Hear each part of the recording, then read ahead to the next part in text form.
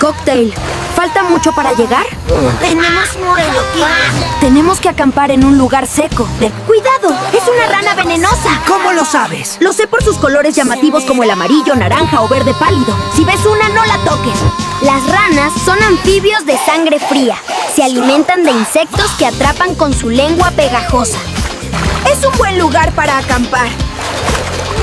Las telias de aterricen arriba. Sí, debemos dormir. Estoy cansado. No olviden dejar tu nombre en los comentarios y te saludaremos en la próxima aventura. Suscríbete a nuestro canal y danos like si te gusta la historia.